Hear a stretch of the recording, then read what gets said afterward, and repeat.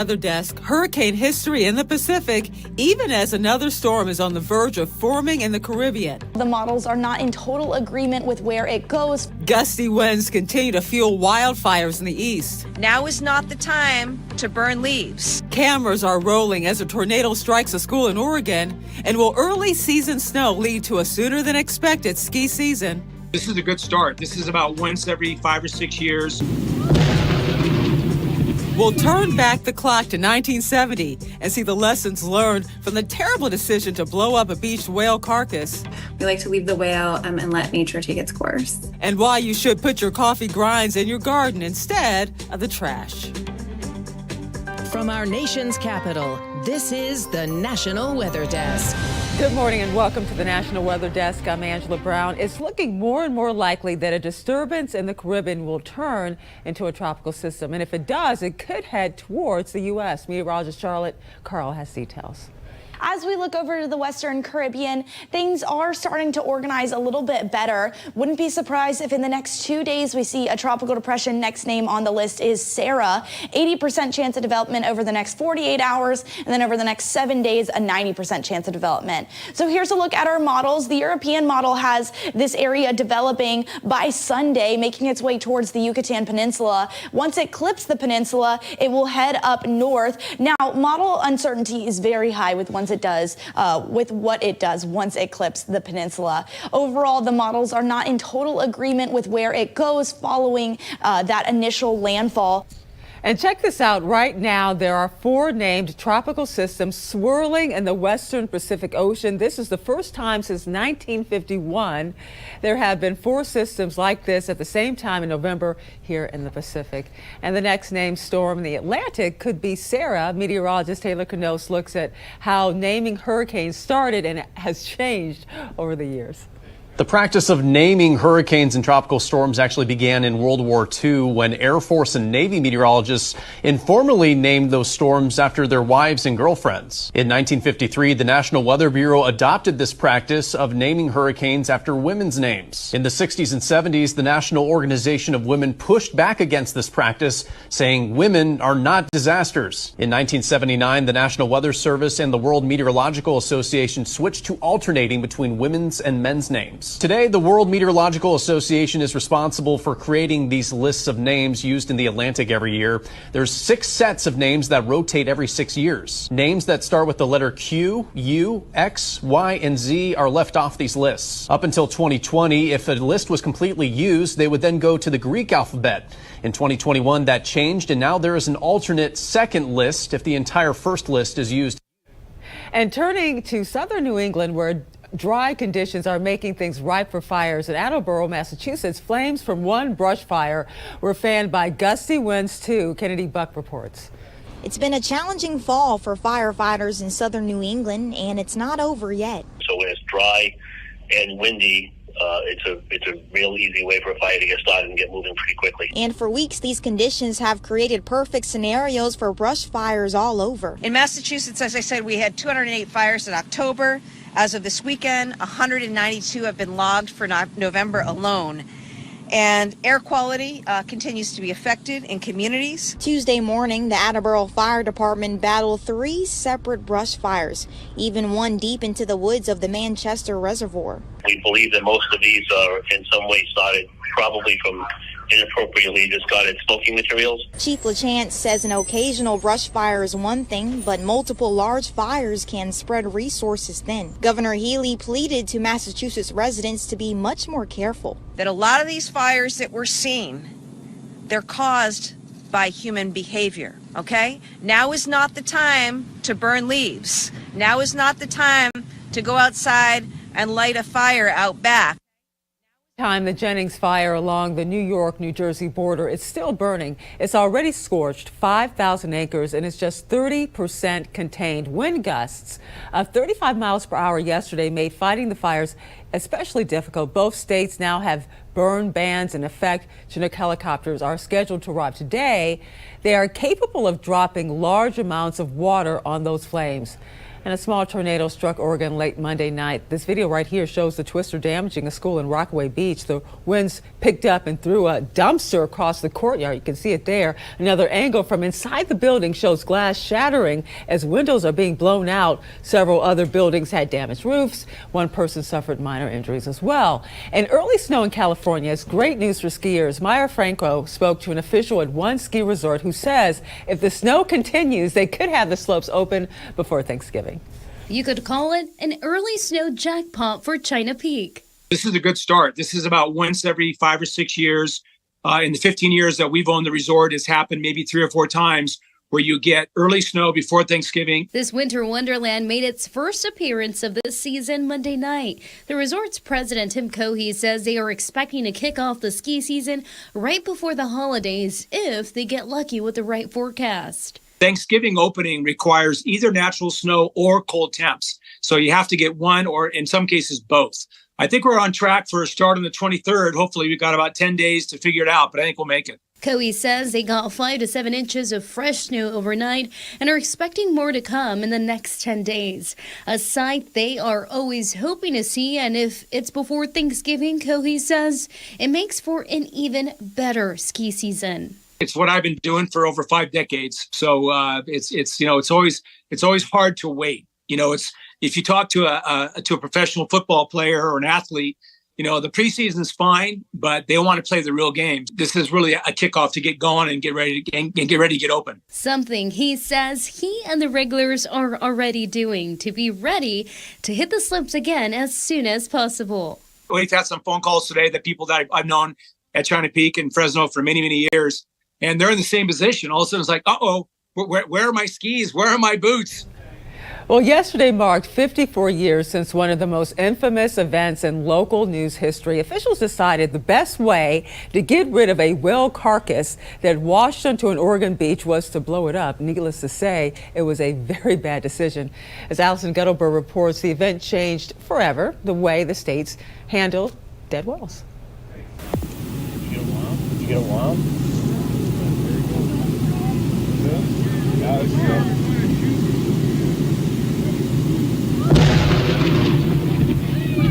A blast that's been talked about for decades. It's been 54 years since dynamite was used in an attempt to remove a dead whale that washed up on a Florence beach.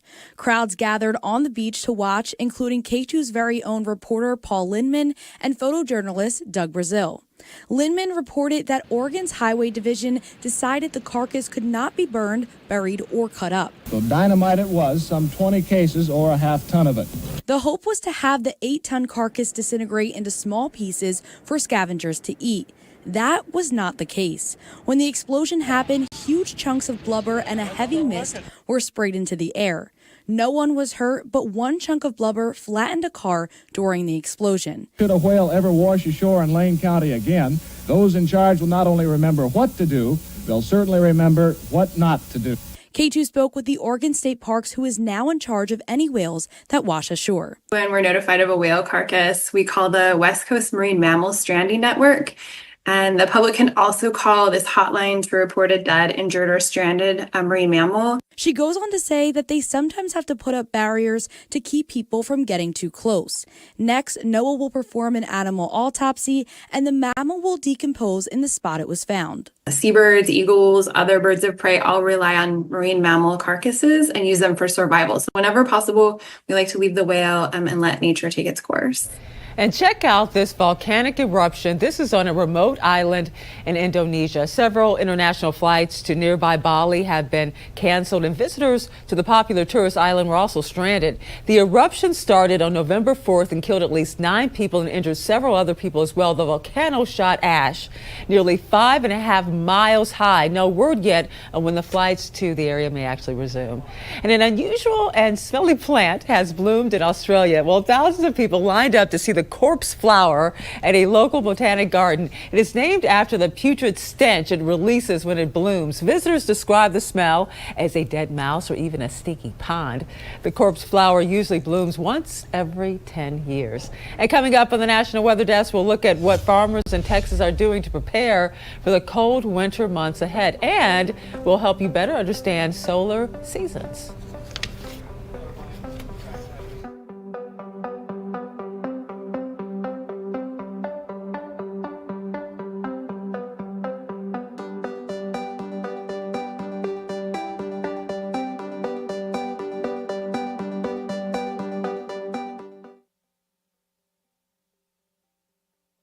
I'm meteorologist Charlie Lopresti with a look at the Northeast. A cool air mass has settled into the Northeast. Highs again are going to struggle to get out of the 40s today. The good news is the wind isn't nearly as strong as yesterday. We'll still get some northerly gusts, probably around 20 to 25 miles per hour. Look for unlimited sunshine, not only this afternoon, but it looks like Thursday as well. We'll have bright sunny skies. Early Thursday, we'll probably start in the 20s for most areas. Look for a mostly sunny sky in New England Thursday. There'll be some more clouds back in New York. I'm Chief Meteorologist Gerard Jabali. Here's a look at the mid-Atlantic region. We're nice and dry for your Wednesday. High pressure develops overhead, but not far long later, we're talking about the next front approaching. This system will bring good chances of rain all across the Appalachia region, all the way through the mid-Atlantic states, and that'll be mainly on Thursday. But temperatures will be chilly to start. We'll get into the 50s for your Wednesday high, but again on Thursday, we're going to be talking about still lingering cooler temperatures, but the rain will move in soon after. Good morning, I'm meteorologist Charlotte Carl. High temperatures this afternoon. You can see exactly where that frontal boundary is situated. We have the 60s and low 70s on the north and western side of that front. And then we have the upper 70s and low to mid 80s on the forward end of the front. The frontal boundary itself will be rolling through the area Wednesday throughout the day, especially making its way through Arkansas and Louisiana. Then that threat shifts to the east as we head through the overnight hours.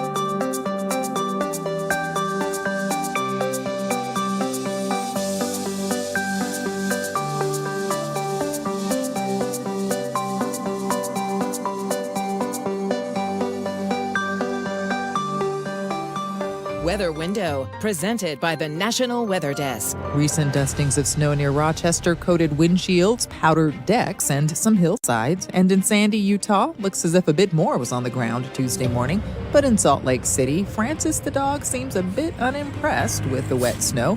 Meanwhile, these turkeys scamper away across a snow-coated golf course, maybe sensing their holiday is on the way. For more content like this, follow the National Weather Desk on Instagram. And concerns about cachia weeds and army worms have farmers in Texas looking for ways to battle the crop killers. They are common in the late fall and also the early winter. Drew Powell looks at ways growers plan to deal with this tough situation. We're going to start to see a little bit of weed pressure from winter weeds in particular. Depending on Mother Nature and what she brings over the next couple of weeks will determine what ag producers and farmers have to do to further protect their fields over the winter months. Weeds are smart. They understand the cycle of nature. That's part of what we do as producers, as part of our agronomy, to look out and to scout our fields to make sure that the weed pressure doesn't grow. Growers who elected not to treat their fields with a pesticide before the start of the growing season, they still have time, pending on what kind of a break we receive from Mother Nature, where they can get out and apply a pesticide or additional chemicals to treat the fields. We may actually start putting on some early herbicide to stop that kochia pressure that'll start after the first of the year. So we've had several producers call us this year, and they've had issues with armyworm damage in their wheat, and they're going to continue having this damage until we have a good hard freeze. For producers who have been doing this for decades, they say this is not their first rodeo when it comes to this amount of rain during the fall growing season. When you drive around and you look at a fence line and you'll see out 15 or 20 foot into a field of wheat and there's nothing growing, that's a pretty good sign that you had army worms that came out of those bar ditches and went into that field. Despite the challenges brought on from Mother Nature, they'll gladly accept whatever moisture we receive during the winter months. We're still 2 weeks away from Thanksgiving, but some are already thinking about Christmas. In Wisconsin, some tree farms are open right now, and as Andrew Mertens found out, this year's crop looks to be a good one thanks to the weather. We are very fortunate here. We have a very consistent crop here of trees.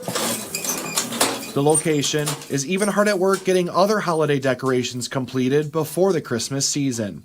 Whispering Pines is now open for the season, with some already picking out their trees for the season and other trees headed to other states. Right now we're getting all of our wholesale orders out the door, and we have people all over the United States that are waiting for Whispering Pines trees. In Brown County, Santa Claus's Christmas trees in New Franken is getting ready for opening weekend after Thanksgiving. For owner Ken Kraus, this marks 50 years since he planted his first set of trees. He's encouraged by this year's crop, which took years to mature. Early in the season, the wet weather delayed planting, but other than that, it's been excellent.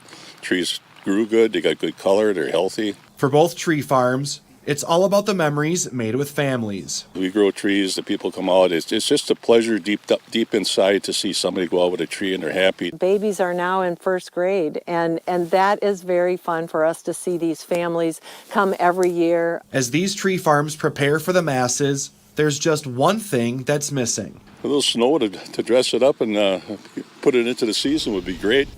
And when you think of the swamp, you probably think of mud and alligators, but on the border of West Virginia and Maryland, you can find one swamp that thrives in the cold. Meteorologist Brandon Stover gives us an up-close look at this unusual location. This is the 60th anniversary of Cranesville Swamp being named a National Natural Landmark. So that's a pretty unique designation. There's only so many of those across the U.S., just over 600. There are 16 national natural landmarks in West Virginia. With Cranesville Swamp surrounded by mountains, colder air being more dense likes to drain down and settle in. This is what's called a frost pocket. It allows an assemblage of plants and animals that are more commonly found in New England and in southern Canada than they are here in West Virginia.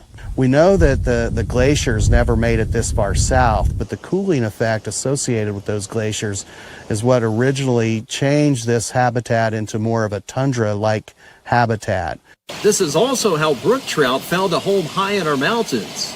Nearby streams appreciate the swamp since it can filter out water and slow the runoff down after a heavy rain. This is actually one large organism that's working together to provide the habitat that it does for the plants and animals. The cottongrass meadow. Cottongrass is another one of those species, much more common in New England and in southern Canada. Something interesting was found below the swamp years ago. One of the projects that we worked on was a sediment course. The peat that's here is about 3 feet deep, and we went down to the bottom of the peat and we hit solid wood. So what we think happened is this was originally a forested swamp dominated by conifer species like red spruce, eastern hemlock, white pine, and evidently a storm event, possibly a hurricane or a tornado came through and knocked that vegetation down that formed the basis of what the swamp is today.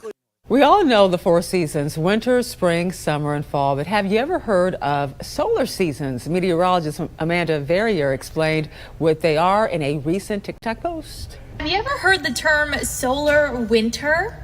If not, let's get into it. Let's start by talking about astronomical seasons. Now, we're approaching the winter solstice now, which means that we are losing daylight. The length of our days throughout, or the shortest days occur in the northern hemisphere at this time. Astronomical seasons are based off of the Earth's position in relation to the sun. And you know, the Earth does have that tilt to it, bringing us our seasons. Because of this tilt, when we reach the winter solstice, the direct sunlight rays will be at the Tropic of Capricorn.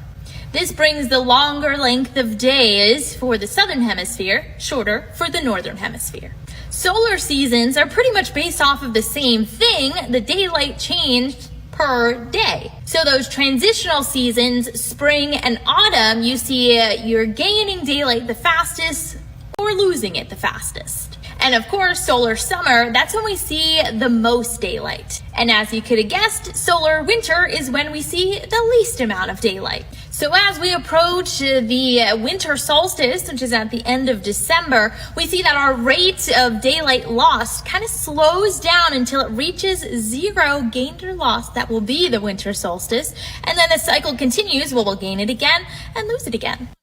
And time now for a short break, but first we soar over Arizona's Lake Powell.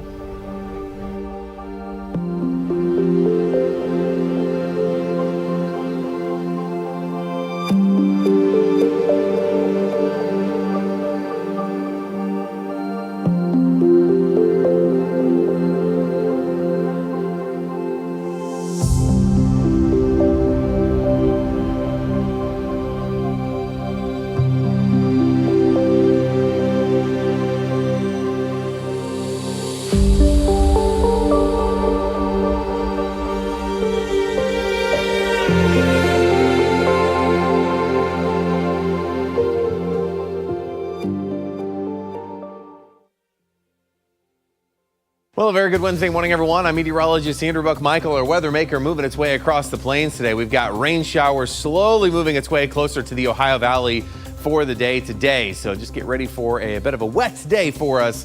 And where you're dealing with this steady rain, you can deal with high temperatures in the 40s. Moving into the day tomorrow, the rain shifts its way to the east with sunshine coming out across the plains.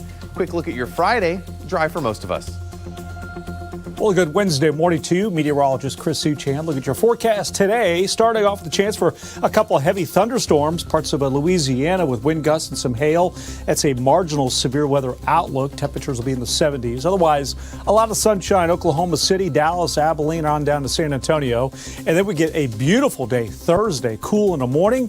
Look at that sunshine, high 60s and 70s with low humidity Thursday.